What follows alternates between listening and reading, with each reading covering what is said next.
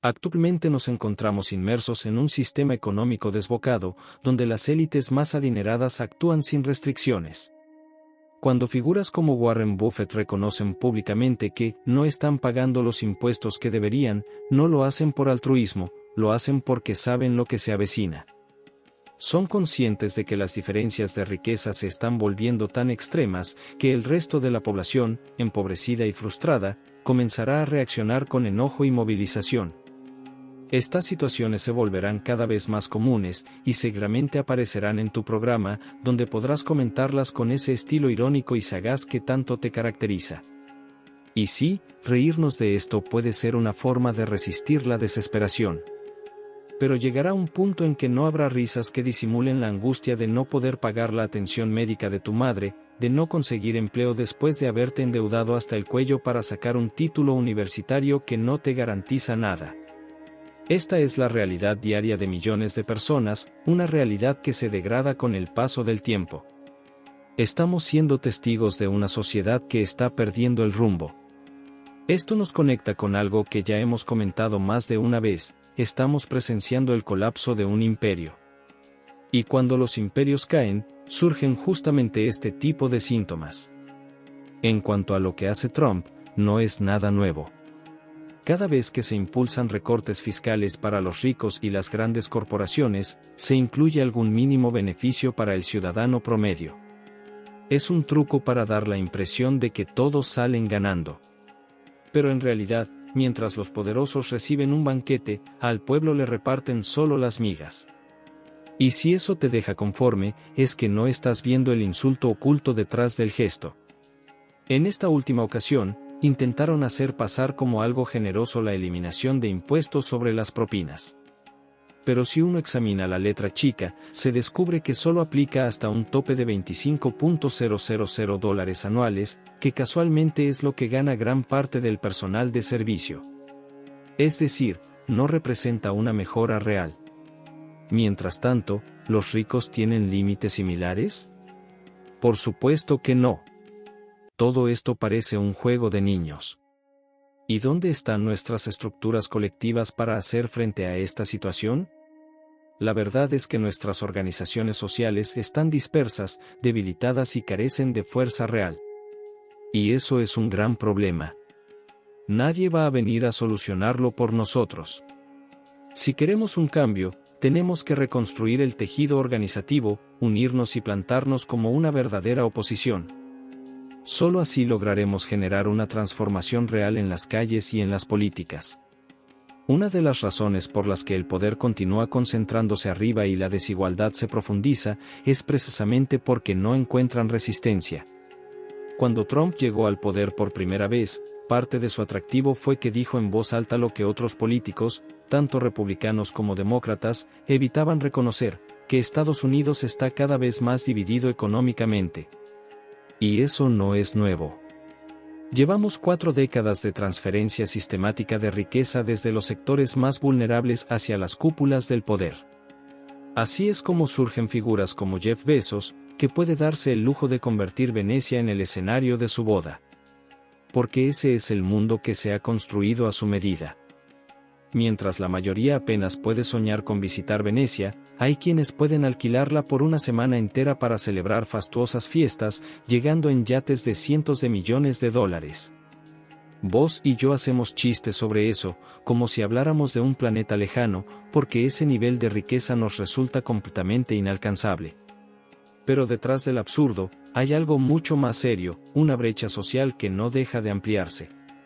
Esa misma desigualdad fue uno de los motores que llevó a Trump al poder. La gente estaba harta, indignada. Sin embargo, lejos de mejorar las cosas, sus políticas fiscales las agravaron.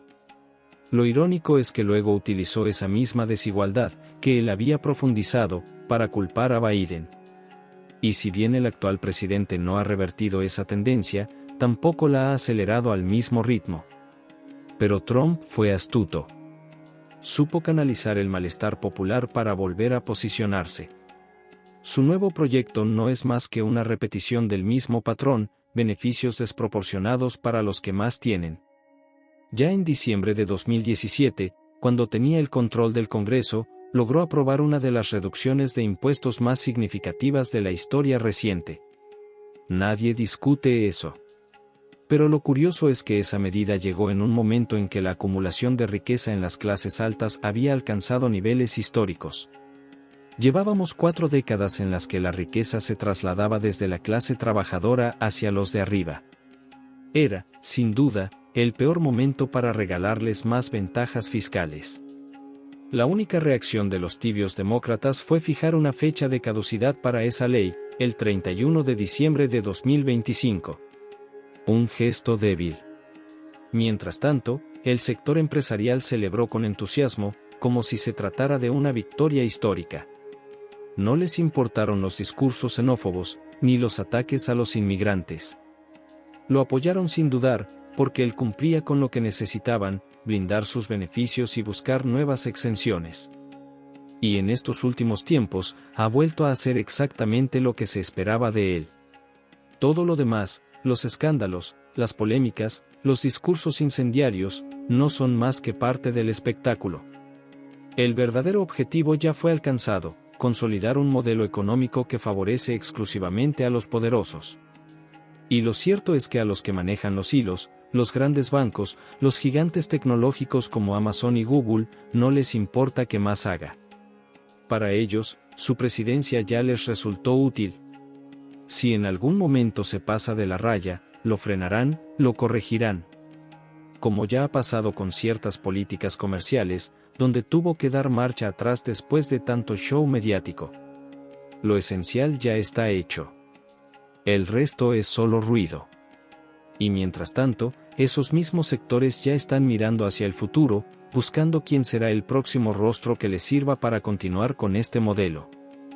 Durante demasiado tiempo hemos aceptado sin cuestionar una estructura en la que unos pocos controlan casi todo: los negocios, las fábricas, las oficinas, las tiendas.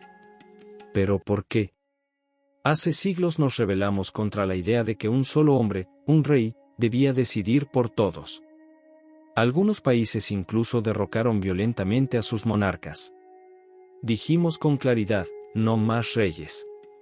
Y sin embargo, sin darnos cuenta, aceptamos su regreso, con otro nombre. Hoy no se llaman reyes, se hacen llamar CEO, directores ejecutivos, pero el rol es básicamente el mismo. Se sientan en una oficina lujosa que parece un trono moderno, toman decisiones que afectan la vida de miles o millones, y el resto simplemente tiene que adaptarse. Si te despiden, si te bajan el sueldo, si mudan la empresa a otro país, todo eso se decide en la cima, sin que vos tengas voz ni voto. Es el mismo viejo poder, maquillado con un nuevo título. Nos enorgullecemos de vivir en una democracia, pero esa democracia desaparece apenas cruzas la puerta del trabajo. Ahí no decidís nada. ¿Cómo es posible que lo aceptemos? Lo que está pasando con Trump es solo una manifestación más de ese sistema injusto. Si no queremos seguir viendo figuras como él llegar al poder, tenemos que transformar de raíz el sistema que los produce. Porque si no es él, será otro parecido el que ocupe su lugar. Y para cambiar eso, necesitamos medios propios. Cualquier movimiento que buscó justicia social en la historia tuvo que construir su propia voz: periódicos, radios, canales de comunicación independientes. No podés hacerle frente al poder si no tenés cómo llegar a la gente. Pero más allá de comunicar, la clave es que empecemos a tomar parte activa en cómo se organiza la economía. ¿Qué significa eso? Significa recuperar el control sobre la producción y distribución de bienes y servicios. Porque si las personas no tienen que comer ni dónde vivir, no hay revolución posible. ¿Y cómo se logra? Una vía es el modelo cooperativo. No hablamos de una utopía, ya existen en todo el mundo. Empresas en las que los trabajadores no son empleados explotados, sino los verdaderos dueños. Donde no hay un jefe omnipotente, sino que cada trabajador tiene un voto. Cocines, programes, limpies o enseñes, todos valen igual. Eso es democracia real, aplicada al trabajo. Y lo más importante, cuando el poder económico está en manos de todos, ya no pueden usar las ganancias para comprar políticos ni manipular las leyes. Las utilidades se quedan en la comunidad, se reparten, se reinvierten, se deciden entre todos. Así cortamos el círculo del poder que se perpetúa arriba. Mientras tanto, lo que vemos en el gobierno es otra cosa, una economía tambaleante, gobernada por el miedo. Aranceles lanzados como amenazas a medio mundo, sin lógica ni dirección clara. Políticas que hoy se anuncian con fuerza, y mañana se retiran porque los mercados reaccionan con pánico o porque los aliados ya no se dejan engañar. No estamos viendo la versión estable y poderosa de Estados Unidos que dominó el siglo XX. Estamos presenciando una etapa de declive, en la que el país responde con manotazos, tratando de mantener el control que ya no tiene. Vale la pena recordar que hace apenas 7 décadas, China era considerada uno de los países más empobrecidos del planeta. Era un símbolo de la miseria global. Sin embargo, en las últimas 7 décadas, y sobre todo en los últimos 35 años, se ha transformado en una de las principales potencias económicas del mundo actual. Hoy es la gran fábrica del planeta. Hace poco me crucé con un mapa de su red de trenes de alta velocidad. Es simplemente impresionante. Han conectado vastas regiones de su país con una red moderna de trenes bala. Mientras tanto, en Estados Unidos, lo más cercano a eso es una modesta línea entre Boston y Washington, apenas más rápida que un tren común. En la práctica, Estados Unidos casi no tiene trenes bala. China, en cambio, ha tejido una red que une prácticamente todo su territorio. Son, sin duda, una de las historias de éxito más notables de nuestra época. Durante mucho tiempo, desde Occidente se presionó para que China adoptara un modelo como el nuestro. Pero lo cierto es que ellos no tienen por qué copiarnos. No quieren un crecimiento lento, ni una economía estancada. Según el Fondo Monetario Internacional, el crecimiento proyectado para Estados Unidos en 2024 es del 2,8%, mientras que el de China ronda el 5%. Algunos seguirán desconfiando de las cifras chinas, pero ese es un argumento repetido desde hace décadas. Además, los datos que menciono no vienen de China, sino del FMI. Así que desestimar esas cifras ya no tiene sentido. La realidad es que quien enfrenta serias dificultades no es China, sino el propio gobierno estadounidense. Es el imperio norteamericano el que está en declive. Es su sistema capitalista el que se está desmoronando desde adentro. En cuanto a las élites económicas de Estados Unidos, aquellos que financian campañas y controlan la política, parece que viven desconectados de la realidad. Actúan como si aún tuvieran el mismo poder de antes, como si todo siguiera igual, cuando en verdad la influencia económica, política y militar del país se está debilitando visiblemente. Por eso muchos analistas militares coinciden en algo inquietante: el tiempo juega a favor de China, no de Estados Unidos. Pero Trump evita enfrentar esa verdad. Propone medidas, agita discursos, lanza promesas. Pero nada de eso tiene sustancia real. Porque un imperio que ya entró en decadencia no tiene el mismo margen de acción que uno que está en expansión. Debajo de todos sus movimientos hay un temor concreto: que expire la rebaja impositiva que aprobó en 2017. Si eso sucede, sus grandes patrocinadores, la élite que lo sostiene, verán subir sus impuestos considerablemente. Por eso está desesperado por mantenerla e incluso por ampliar los recortes fiscales. Sin embargo, el contexto fiscal actual ya es delicado. El país enfrenta un déficit proyectado cercano a los $2 billones. Si insiste con más recortes sin respaldo, corre el riesgo de provocar un colapso en el mercado de bonos. ¿Quién querrá seguir prestándole dinero a Estados Unidos en esas condiciones? Basta recordar lo que le pasó a Liz Truss en Reino Unido: presentó un presupuesto sin sustento real y los mercados reaccionaron con fuerza. Su plan se derrumbó y con él su mandato. No estoy haciendo predicciones, pero es posible que Trump, cuyo ascenso fue meteórico, esté al borde de una caída igual de fulminante. Porque este modelo no es sostenible. Lo que la gente debe entender es que si las empresas del mundo terminan bajando sus precios solo para seguir vendiendo en el mercado estadounidense, incluso con aranceles en contra, entonces Trump habrá logrado parcialmente lo que pretende: que el resto del mundo tribute económicamente a Estados Unidos. Pero eso no va a durar. Las naciones buscarán alternativas, rechazarán ese rol y empezarán a evitar el mercado norteamericano. Y el resultado será paradójico: mientras China sigue proyectándose como una nación pragmática y constructiva, será Estados Unidos quien comience a ser visto por el resto del mundo como el país problemático, el que desestabiliza, el que impone. Será Estados Unidos, y no China, quien termine siendo percibido como el rebelde del sistema global. Lo que estamos viendo es una apuesta tremendamente arriesgada. China ha ganado confianza, y con justa razón. Esa seguridad no es casual, es la consecuencia lógica de todo lo que han vivido desde la era de Obama. Porque está claro, y ellos también lo saben, que Estados Unidos los considera un rival directo. Y durante más de una década, Washington ha intentado frenar su avance por todos los medios posibles: sanciones, restricciones tecnológicas, aumentos de aranceles. Pero lo cierto es que, lejos de detener a China, todo ese esfuerzo ha fracasado. Incluso con Biden, que no solo mantuvo las políticas de Trump, sino que las intensificó. Hoy, por ejemplo, los autos eléctricos chinos enfrentan aranceles del 100%. ¿Y cuál ha sido el resultado tras 10 o 15 años de embestidas? China no es más débil. Al contrario, se ha vuelto aún más influyente, más poderosa. Ha fortalecido alianzas, consolidado su lugar como potencia, y los BRICS que lidera hoy son una fuerza más sólida que el propio G7, eclipsando a Estados Unidos y sus socios. Ya no se puede afirmar con seriedad que Estados Unidos es la potencia económica número 1 del mundo. Trump entendió el momento. Supo ver que una gran parte de la población estadounidense se sentía traicionada por las élites políticas, exprimida por un sistema que ya no les ofrecía futuro. Y entonces apareció él, prometiendo ser distinto. No escondió su estilo, fue provocador, machista, abiertamente racista.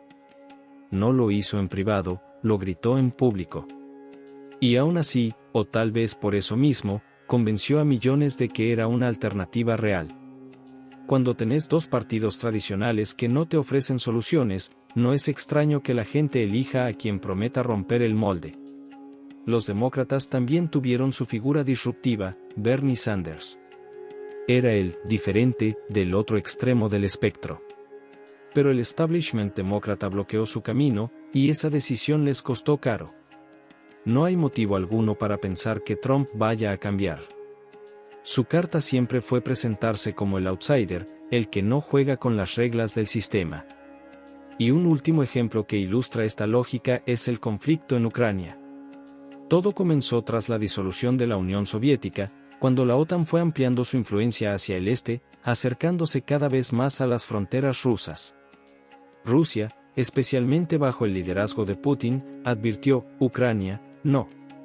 Pero Estados Unidos ignoró esa advertencia. Luego, cuando la invasión rusa ocurrió, Estados Unidos adoptó la postura moral de que ningún país grande puede invadir a uno más pequeño, y buscó movilizar al mundo en nombre de esa idea. Pero esa narrativa suena vacía si se recuerda la historia reciente. ¿Qué fue la invasión a Afganistán? ¿Qué fue Vietnam? La autoridad moral se desdibuja cuando tus propios antecedentes contradicen el discurso. Sin embargo, dentro de Estados Unidos, se evita enfrentar esa contradicción. La negación se ha vuelto casi una doctrina nacional. Se sigue hablando de liderazgo global mientras el mundo cambia frente a sus ojos. Hubo un tiempo en que Estados Unidos era el ejemplo máximo de poder y prosperidad, el ideal al que muchas naciones aspiraban.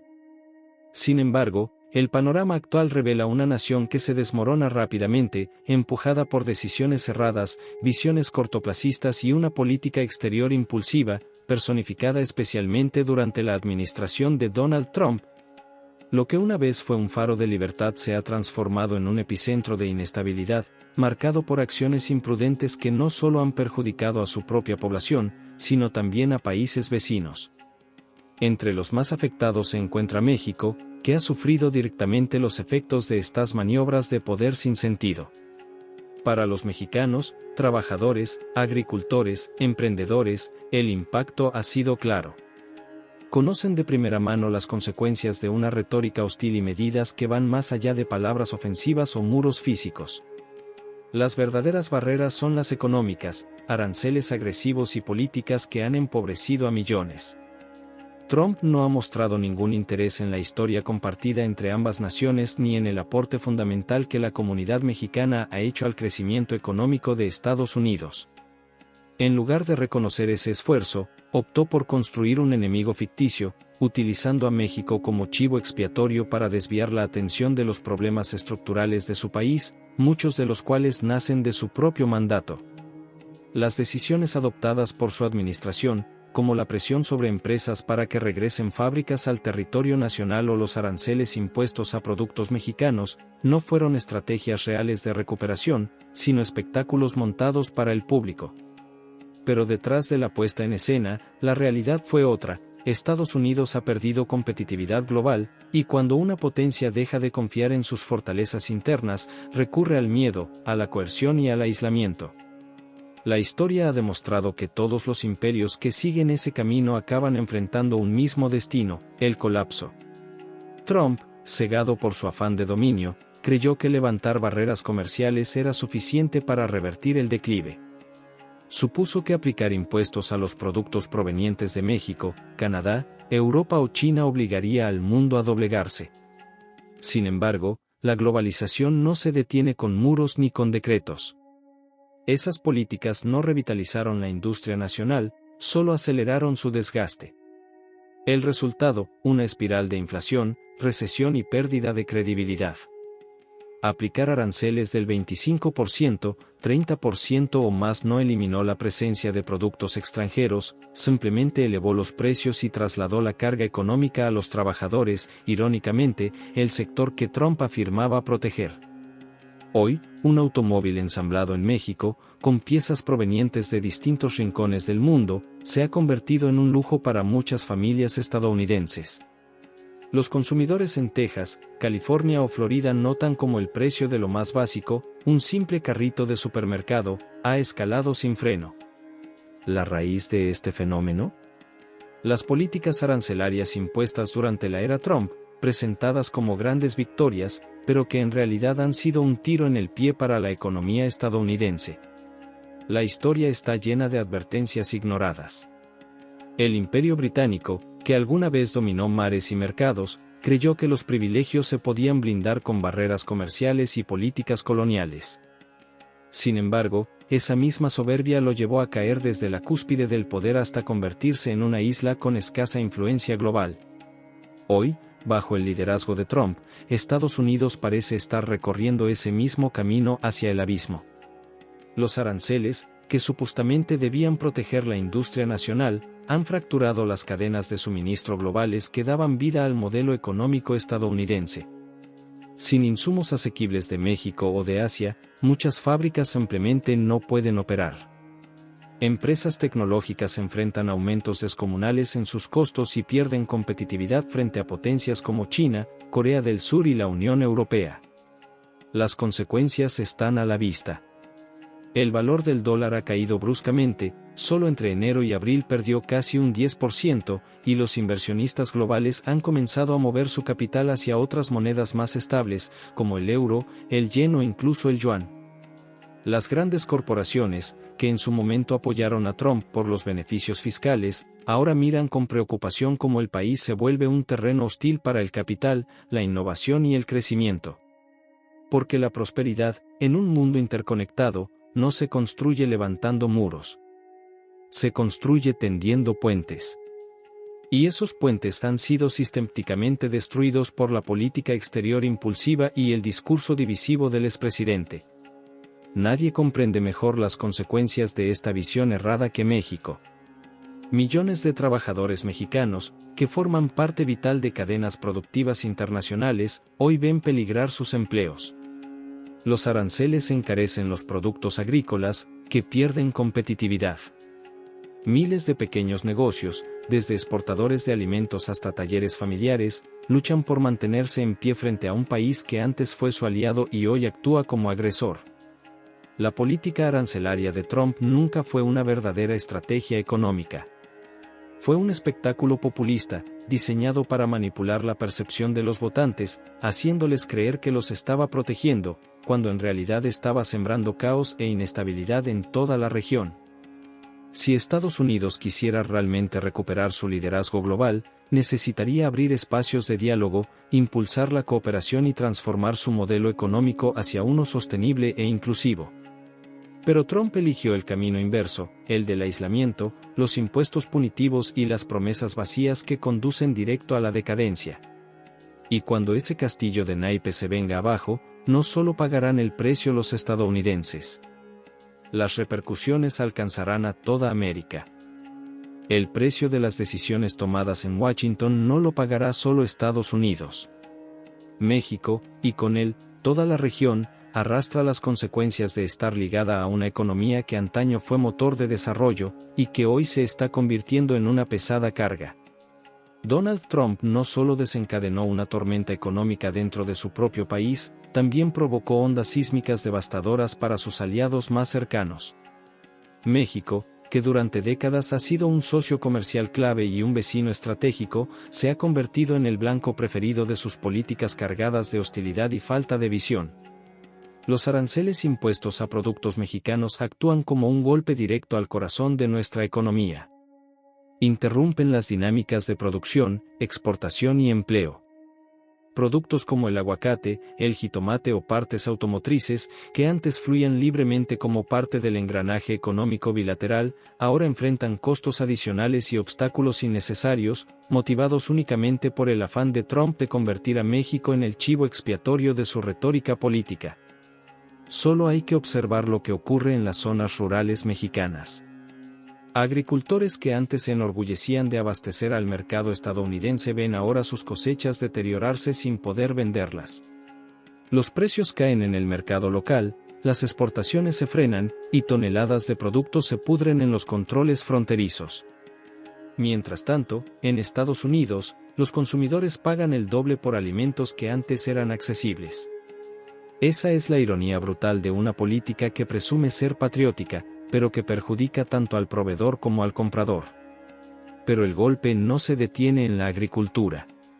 La industria manufacturera mexicana, particularmente las plantas de ensamblaje de autopartes y tecnología, también está siendo llevada al límite.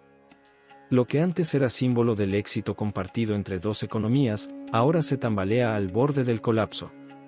Las empresas estadounidenses, presionadas para relocalizar sus operaciones, descubren que fabricar en casa no es más rentable, los costos aumentan, se pierde eficiencia y competitividad frente a potencias como China o Alemania.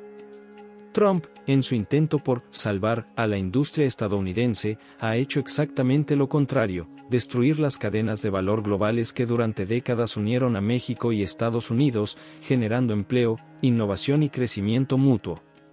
Y no termina ahí. Otra víctima silenciosa de estas políticas es el flujo de remesas. Al perseguir y obstaculizar a los trabajadores migrantes mexicanos en Estados Unidos, las transferencias económicas hacia México se reducen. Familias enteras, que dependen de ese ingreso para cubrir lo básico, se ven ahora empujadas a situaciones de vulnerabilidad extrema, generando tensiones sociales que se expanden como pólvora. Así se cierra el círculo vicioso, se aplican aranceles, se bloquean remesas, se crea inestabilidad económica y social, y luego esa misma crisis se utiliza como excusa para justificar más represión, más control y más muros. Lo más paradójico es que estas medidas no están debilitando a México como se planeaba. Al contrario, se están convirtiendo en un lastre para el propio Estados Unidos. Las empresas pierden clientes y proveedores, la industria nacional se encarece, y los mercados se desvían hacia Asia o Europa, donde las reglas del juego siguen siendo más racionales. En su afán de proteger a Estados Unidos con muros y castigos, Trump ha debilitado las bases mismas sobre las que se sostenía su grandeza. Los trabajadores estadounidenses también están pagando el precio de estas políticas erráticas, empleos cada vez más frágiles y un costo de vida que no deja de escalar. Lo que alguna vez fue una alianza sólida entre dos economías profundamente conectadas, Estados Unidos y México, hoy luce fracturada, con cicatrices profundas tanto en su estructura económica como en la confianza mutua. Imaginemos el contraste. donde antes había largas caravanas de camiones cruzando la frontera con productos agrícolas y componentes industriales, hoy vemos filas detenidas, contenedores llenos de mercancía que se echa a perder porque ya no puede exportarse. Lo que antes eran mesas de diálogo y cooperación bilateral, se ha transformado en amenazas, imposiciones y castigos unilaterales. En lugar de construir un futuro común de desarrollo y prosperidad, las políticas impulsadas por Trump nos han dejado un horizonte marcado por la división, la desconfianza y la precariedad. Esto no es proteger a Estados Unidos. Es debilitarlo desde adentro, y arrastrar consigo a México, su vecino, su antiguo socio, su hermano. Pero el daño no termina en la frontera sur. Trump no solo ha hecho de México un blanco constante de su hostilidad política, también ha abierto frentes de conflicto comercial con buena parte del planeta. Desde China hasta Europa, pasando por Canadá, América Latina e incluso África, el expresidente convirtió al que alguna vez fue el epicentro del libre comercio mundial en un país cada vez más aislado y desconectado del escenario económico global. Y ese aislamiento tiene consecuencias. La economía estadounidense, y sus ciudadanos, están pagando el precio de esta guerra comercial global mal calculada. Fue una apuesta temeraria, y desde el primer muro arancelario, estaba condenada al fracaso. Tomemos el caso de China, su adversario preferido. Cuando Trump aplicó aranceles sobre cientos de miles de millones de dólares en productos chinos, Pekín no solo respondió con medidas equivalentes. También redobló su estrategia, estrechó lazos con nuevas regiones, amplió acuerdos y tejió redes económicas más amplias. Un ejemplo concreto fue el anuncio del presidente Xi Jinping de permitir la entrada sin aranceles de productos provenientes de los 53 países africanos. Mientras Estados Unidos imponía gravámenes de hasta el 50% a economías pequeñas, China abría sus puertas y ofrecía cooperación sin amenazas, ni chantajes. Sin disparar un solo proyectil ni levantar la voz, China ocupó el lugar que antes tenía Estados Unidos, se convirtió en el principal socio comercial de África y de vastas regiones en desarrollo. Lo mismo está ocurriendo en América Latina.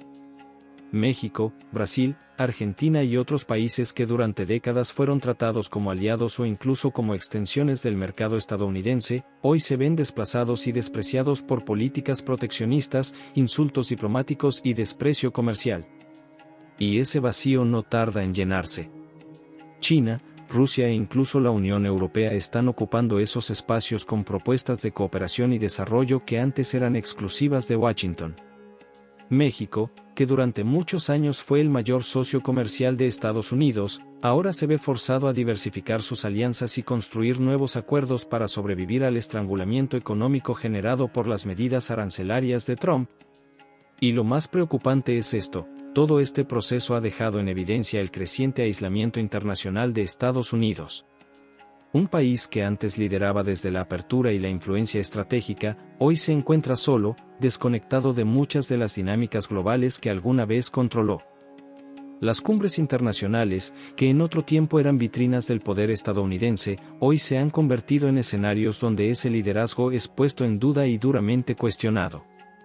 Aliados históricos como Canadá, Alemania y Francia, que solían respaldar a Washington sin titubeos, ahora miran con desconcierto cómo Estados Unidos les da la espalda, encerrado tras los muros que él mismo se ha empeñado en levantar. Y detrás de esos muros no hay protección, ni estabilidad. Solo hay pérdida, de influencia, de aliados, de mercados y de reputación. Las cifras son claras: desde que Trump desató su ofensiva comercial contra China, el déficit comercial con ese país no solo no disminuyó, sino que creció. Las exportaciones estadounidenses han perdido terreno en el gigante asiático, mientras otras naciones se posicionan para ocupar ese espacio abandonado. Mientras tanto, China sigue ampliando su alcance global. Firma tratados de libre comercio como el RCEP, estrecha lazos con África, América Latina e incluso con los antiguos socios estratégicos de Estados Unidos. En lugar de liderar el mundo, Estados Unidos parece hoy estar batallando contra él, cavando una trinchera en la que se ha quedado atrapado, aislado y debilitado. La historia ofrece paralelismos inquietantes. En los años 30, la Alemania nazi también eligió un camino de confrontación, alzó muros económicos, impuso medidas unilaterales, buscó dominar al resto del mundo, y acabó siendo rechazada y derrotada. El Imperio Británico, durante siglos la potencia más influyente del planeta, cayó cuando el resto del mundo dejó de tolerar su dominio impuesto. Hoy, bajo el liderazgo de Trump, Estados Unidos parece estar recorriendo ese mismo sendero, uno que lleva al desgaste, al rechazo global y, si no corrige el rumbo, al colapso. Trump ha vendido la idea de que Estados Unidos está ganando esta guerra comercial, pero la realidad cuenta una historia muy distinta. El país pierde terreno económico al reducir sus exportaciones. Pierde influencia política al alejar a sus aliados. Y pierde su imagen global al convertirse en una potencia solitaria, desacreditada ante los ojos de la comunidad internacional. Lo más trágico es que quienes pagan el precio de estas decisiones no son los arquitectos del poder, sino los ciudadanos comunes, los trabajadores estadounidenses que ven sus empleos peligrar y su poder adquisitivo desplomarse, y los países socios, como México, que se ven arrastrados en la caída, golpeados por las sacudidas de una economía que se resquebraja. Porque cuando una potencia de este calibre tropieza, no lo hace en silencio.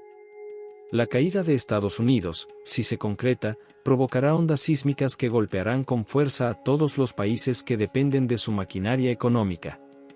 Y, sin embargo, Trump no se conformó con desencadenar una guerra económica de múltiples frentes. En su peligrosa obsesión con el poder, ha llevado a Estados Unidos a rozar el borde de un conflicto militar de gran escala. Las provocaciones constantes hacia China y Rusia, las dos potencias con capacidad real para desafiar a Estados Unidos tanto en lo militar como en lo económico y tecnológico, han elevado la tensión global a niveles alarmantes. Nunca en la era moderna se había visto a Estados Unidos tan cerca de un enfrentamiento directo con rivales de peso similar, mientras su propia estructura interna muestra signos de agotamiento. Trump lanza amenazas, presume sanciones, promueve enfrentamientos comerciales, pero lo que revela no es fuerza, sino desesperación.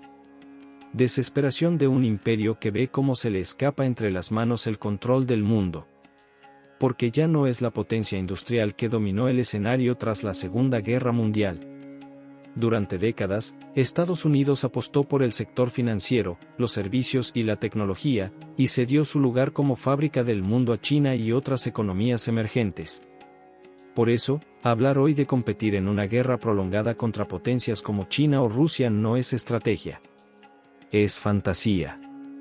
Mientras Estados Unidos tardaría meses, incluso años, en reactivar plenamente su industria militar, China, con su inmenso poder de producción, podría poner en marcha la fabricación masiva de barcos, drones, misiles y armamento moderno con una rapidez que Estados Unidos no está en condiciones de igualar.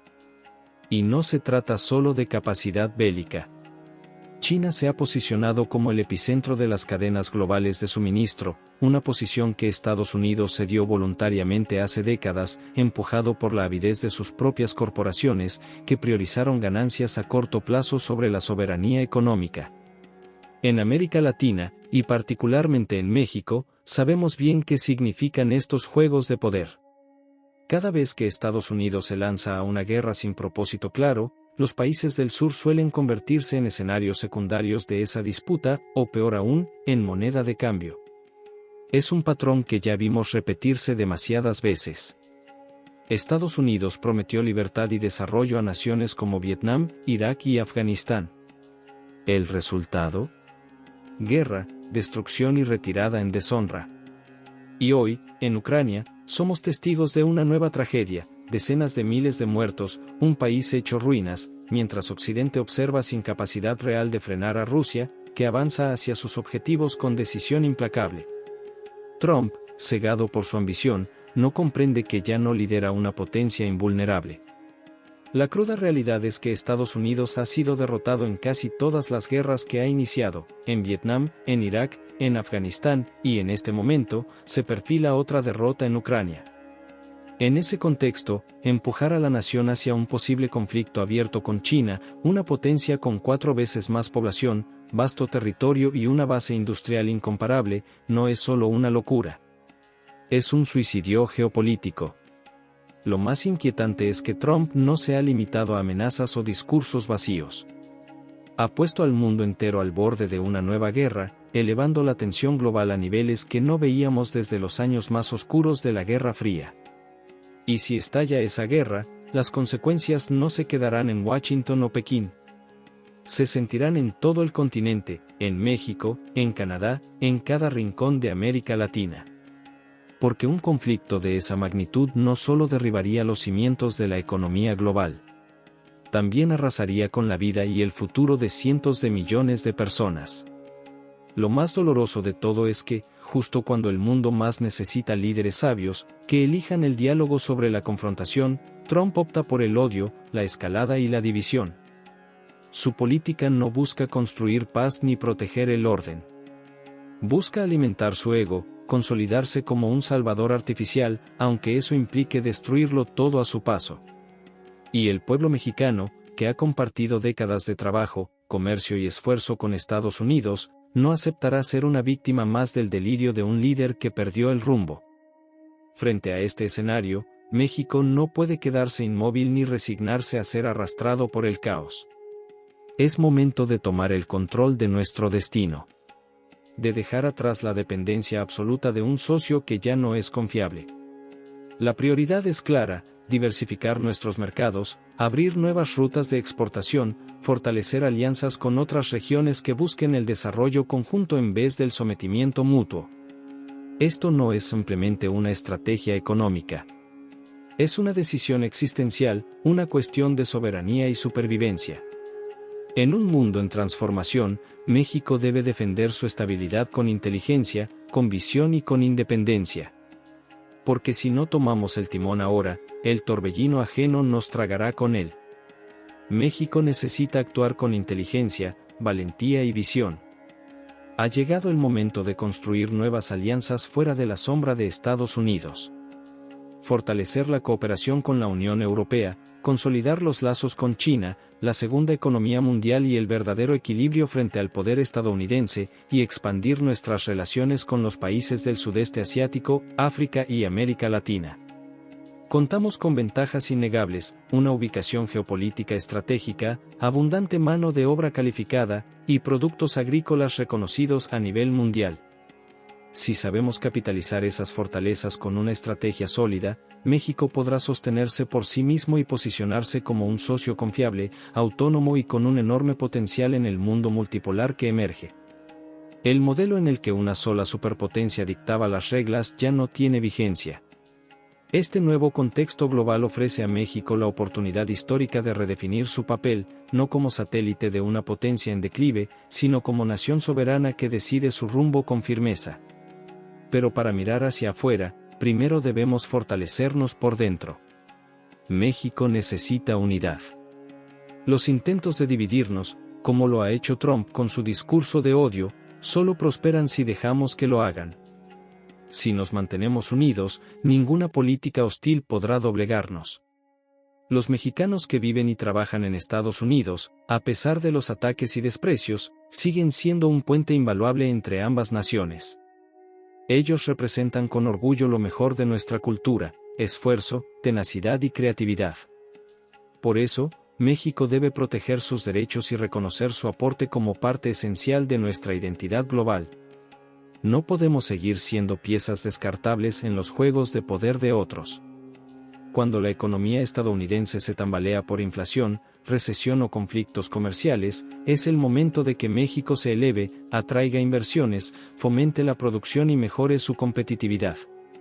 Cada campesino, cada emprendedor, cada trabajador debe tenerlo claro: el futuro de México no depende de las decisiones de un presidente extranjero, y menos aún de figuras que solo saben dividir, cerrar fronteras y construir muros en lugar de puentes.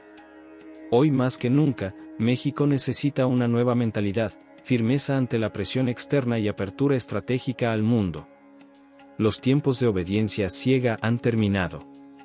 La debilidad creciente de Estados Unidos bajo Trump abre un espacio que países como el nuestro deben aprovechar con sabiduría. Para lograrlo, es urgente invertir en lo esencial: educación, ciencia, tecnología, infraestructura, y en especial, en la dignidad de nuestros trabajadores, quienes son los primeros en sufrir el impacto de decisiones ajenas a sus intereses. Y a cada mexicano que escucha o lee estas palabras, no dejemos que el odio ni la división nos paralicen.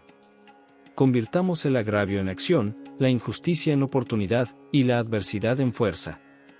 México ya ha resistido invasiones, saqueos y traiciones. Esta tormenta también pasará. Y si actuamos con inteligencia, unidad y confianza, no solo resistiremos, saldremos fortalecidos. Porque el futuro no se construye con muros, ni con amenazas, ni con aranceles, sino con puertas abiertas, manos firmes y un corazón valiente. Hoy quiero hablarles de ese famoso proyecto de ley que muchos presentan como algo grandioso, pero que en realidad es bastante preocupante. Acaba de recibir el visto bueno del Senado y, mientras grabo esto, está regresando a la Cámara de Representantes para su última revisión, lo que ellos llaman reconciliación. Ya era momento de analizarlo, porque la mayor parte de su contenido está definida, más allá de los pequeños ajustes que puedan agregar antes de aprobarlo de forma definitiva. Mi intención hoy es abordar un aspecto que muchas discusiones políticas y análisis han evitado. Me refiero a cómo este proceso legislativo, que debería ser transparente y en favor del pueblo, se convierte en un juego de favores, una especie de compra de voluntades, en la que desde la Casa Blanca se ofrecen incentivos o beneficios a senadores con tal de asegurar su apoyo para una ley que, en el fondo, perjudica a la mayoría de los estadounidenses. Así que empecemos por ahí. ¿Cuál es el verdadero problema que casi nadie menciona? Es bastante directo. El mayor desafío que enfrenta la economía estadounidense, y que todos, en el fondo, conocemos, es el nivel de desigualdad que hemos alcanzado. Después de la Segunda Guerra Mundial, Estados Unidos se destacaba por tener una distribución de riqueza más equitativa que, por ejemplo, muchos países de Europa Occidental. Hoy, sin embargo, estamos peor que ellos.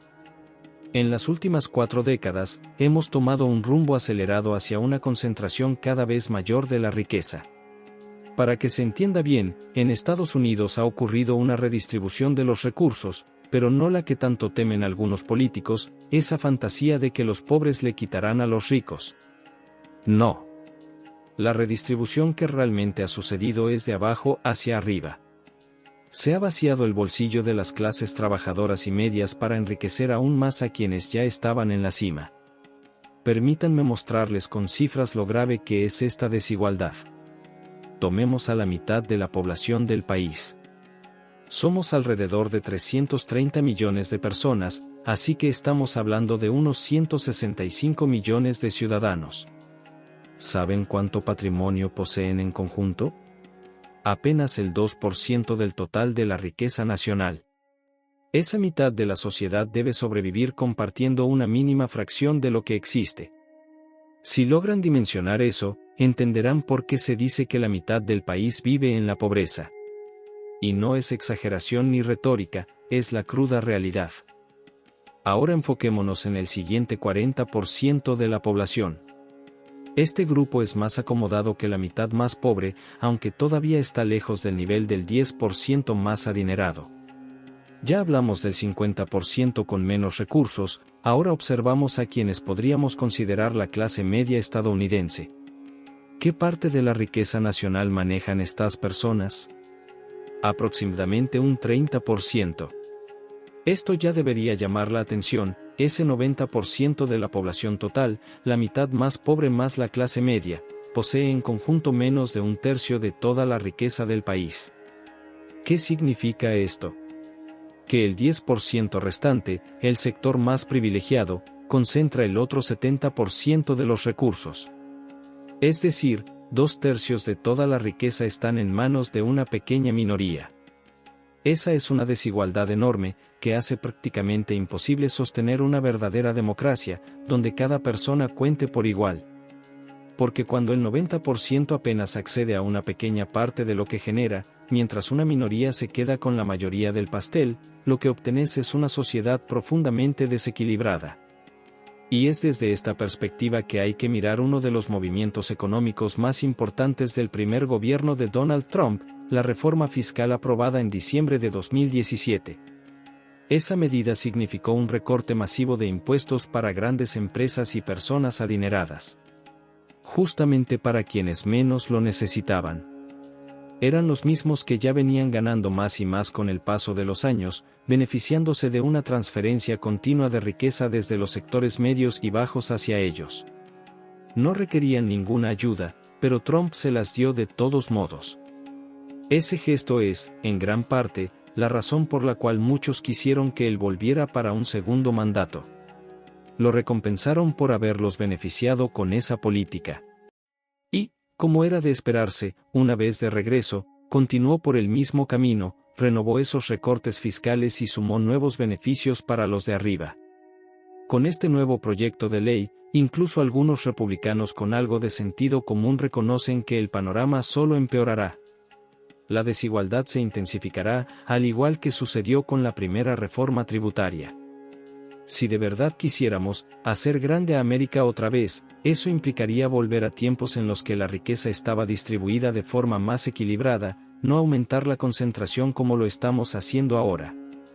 Pero Trump no va a decirles eso. Porque él forma parte de ese grupo exclusivo que está en la cima y responde a sus intereses, no necesariamente a los de quienes lo votaron, sino a los que lo llevaron al poder. Y esa diferencia es crucial. Estamos construyendo una sociedad marcada por una desigualdad extrema.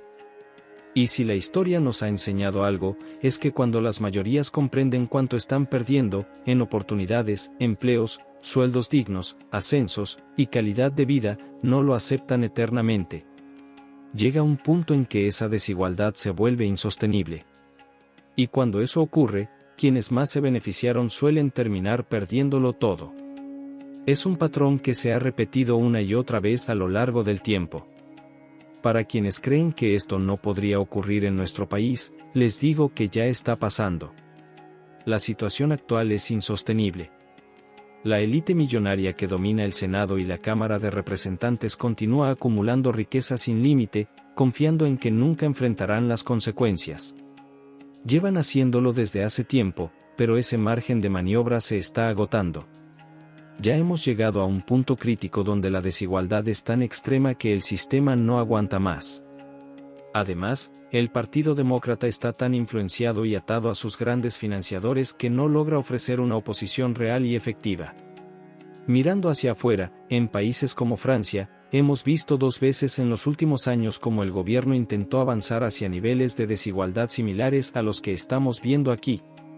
Y en ambas ocasiones, la población salió masivamente a protestar en las calles. Los partidos de izquierda, progresistas y anticapitalistas unieron fuerzas para frenar esa marcha hacia una mayor desigualdad. De hecho, en Francia, por ley, al graduarte de la secundaria o la universidad y conseguir un empleo, tienes derecho a 5 semanas de vacaciones pagadas al año. ¿Se dan cuenta? Eso es un derecho garantizado, no un beneficio negociable. Así que la próxima vez que escuchen a algún político estadounidense decir que somos el mejor país del mundo, recuerden estas diferencias. En Francia, y en otros países similares, el sistema de salud cubre a todos desde el nacimiento hasta la muerte, sin importar si tienes trabajo o qué seguro te ofrece tu empleador. Es un derecho universal. Como profesor universitario, también puedo decirles que en Francia la educación superior es gratuita. No hay matrícula ni cuotas, solo debes cubrir tus gastos de alojamiento y alimentación. No se espera que los estudiantes carguen deudas enormes al terminar sus estudios. Todas estas cosas son una carga para nuestra sociedad porque no las permitimos. Si queremos un país justo y funcional, necesitamos que los más ricos contribuyan con una parte significativa de su riqueza para sostener una sociedad decente, en vez de permitir que se queden con la mayor parte de la riqueza generada por todos. La realidad es que la mayoría de nosotros producimos la riqueza en fábricas, oficinas y comercios, pero apenas recibimos 1/3 de lo que generamos. El 10% más rico, en cambio, concentra 2/3 de esa riqueza, acumulándola en sus juntas directivas y corporaciones, mientras el resto de la población lucha por lo que les corresponde. Debemos encontrar el valor y la firmeza para actuar, no solo por nosotros mismos, sino también por nuestros hermanos, hermanas y por las futuras generaciones, y no permitir que la creciente desigualdad promovida e impulsada por el señor Trump continúe sin control. Esta tendencia nos está llevando hacia un camino del que ninguno querría presenciar sus etapas finales. Si este tipo de análisis les resulta útil para alimentar un debate nacional o para definir cómo debería ser esa conversación en el país, consideremos lo siguiente: la forma en que organizamos la producción en nuestra sociedad, a través de la relación entre empleadores y empleados en el mercado, da lugar a un sistema donde la explotación del trabajo, la apropiación del excedente económico y su distribución estructuran la base misma de nuestra sociedad. Hasta ahora, esa estructura fundamental no ha sido realmente cuestionada, ni por China ni por los países BRICS en conjunto. Lo que sí han desafiado es el dominio económico que Occidente, especialmente el G7, compuesto por Estados Unidos, Canadá, Japón, Gran Bretaña, Francia, Italia y Alemania, ha tenido durante décadas. Ese dominio parece haber llegado a su fin. Es probable que no volvamos a ver una época semejante, y esto marca el declive de Europa y de la influencia americana en el mundo. Estamos en un punto histórico que probablemente impactará la economía y la política global de formas que aún no podemos comprender completamente. Sin embargo, la estructura central del capitalismo, esa relación empleador-empleado que define la organización social y económica, sigue intacta y sin un desafío real. ¿Cómo y si los BRICS cuestionarán esta relación? Es una incógnita por ahora. Sí, como señala el profesor Patnaike, esta base estructural permanece sin cambios, entonces no sorprende que las decisiones políticas sigan en manos de una élite pequeña que, en muchos casos, pone en riesgo a la mayoría de la población, con consecuencias graves como guerras y conflictos. Así está construido el sistema, y aunque los BRICS alteran quién está en el poder y buscan ser incluidos en el juego global, no están cambiando la esencia de esa estructura. La reivindicación de estas élites es que ya no quieren ser subordinados a Occidente, y eso es un cambio enorme y significativo, pero sigue siendo solo una parte del panorama. Si miramos hacia atrás, durante la Gran Depresión de los años 30, la desigualdad disminuyó considerablemente. Sin embargo, una vez que esa crisis terminó, se retomó un modelo capitalista que fomentó un aumento constante de la desigualdad, llevándonos al extremo actual, donde personas como Elon Musk o Jeff Bezos acumulan riquezas que superan a las de los antiguos faraones con sus imperios esclavistas. En cualquier sociedad, debe existir un sistema de producción, porque los seres humanos no pueden vivir eternamente recolectando frutos o cazando. Necesitamos comprender cómo funciona ese sistema y qué cambios son necesarios para evitar que continúe generando más desigualdad y sufrimiento. Desde los inicios de la humanidad y a lo largo de miles de años, las sociedades han dependido de producir cada vez más aquello que necesitan para sobrevivir y prosperar. Producen su propio alimento, construyen sus viviendas, fabrican su ropa y así sucesivamente. La idea central de Marx apunta a esto: en el proceso mismo de producción surge, se sostiene y se profundiza la desigualdad social. Por eso, los esfuerzos sinceros por alcanzar la igualdad, la fraternidad, la justicia y la democracia suelen fracasar o, en el mejor de los casos, solo lograrse por un tiempo limitado. La manera en que organizamos la producción en las sociedades modernas ha sido un obstáculo para alcanzar esos ideales proclamados en las revoluciones francesa y estadounidense, que dieron origen al capitalismo en esas regiones. Marx afirmaba que toda sociedad humana implica asignar a ciertos individuos la tarea de emplear sus habilidades y fuerza, tanto mental como física, para transformar elementos que encuentran en la naturaleza y convertirlos en algo útil para la humanidad. Por ejemplo, la gente aprendió a reconocer a la oveja como un recurso, y descubrió que su lana, mediante el trabajo humano, podía convertirse en vestimenta que nos protege y abriga. Asimismo, a lo largo del tiempo, aprendimos a transformar fenómenos naturales, como la energía de un rayo, en electricidad, y otros recursos de la naturaleza en bienes que satisfacen nuestras necesidades. Sin embargo, cuando una sociedad organiza esta producción, también toma una segunda decisión crucial: determina qué porcentaje de la población debe encargarse de realizar ese trabajo productivo, y qué parte quedará exenta de hacerlo. Esto tiene sentido, en parte, porque las comunidades desean preservar su continuidad y transmitir su cultura y recursos a las futuras generaciones. Es importante recordar que los niños, especialmente en sus primeros años, son consumidores que no pueden contribuir con trabajo productivo, son demasiado pequeños, débiles y sin la coordinación necesaria para hacerlo. Por eso, la sociedad establece que quienes producen deben generar más de lo que consumen, creando así un excedente. Este excedente sirve, entre otras cosas, para alimentar y cuidar a los niños, permitiendo que crezcan y se conviertan en adultos. Sin ese excedente, la supervivencia de la comunidad estaría en riesgo. Las sociedades siempre han entendido que es necesario organizar quien realiza cada tarea, quien hornea el pan, quien confecciona la ropa, quien prepara la comida, y así sucesivamente. Pero también saben que esta organización debe garantizar la producción de un excedente, es decir, quienes trabajan, aunque no todos, porque los niños, por ejemplo, no deben generar más de lo que consumen para sostener a los que no producen. Aquí es donde Marx comienza a reflexionar más profundamente. Se puede llegar a una situación en la que ciertas personas, no solo los niños, sino algunos adultos, queden exentas de trabajar para producir los bienes básicos que todos necesitamos, como la alimentación, la vestimenta y el refugio. Así comenzó la esclavitud. ¿Quiénes son esos individuos en la esclavitud? Los amos. Ellos no tienen que realizar trabajo físico ni mental. Viven en casas lujosas, disfrutan de comida abundante, visten ropas elegantes y llevan una vida de privilegio. Todo esto es posible porque otros, los esclavos, producen en tal cantidad que alcanzan para alimentar y vestir no solo a los amos, sino también para mantener un excedente suficientemente grande como para cuidar a los niños y sostener una comunidad entera. Según Marx, ese es el mecanismo de la esclavitud. Los amos se aseguran de que los esclavos consuman lo menos posible. Los obligan a trabajar al máximo, generando la mayor cantidad posible, mientras ellos se apropian de la mayor parte del excedente.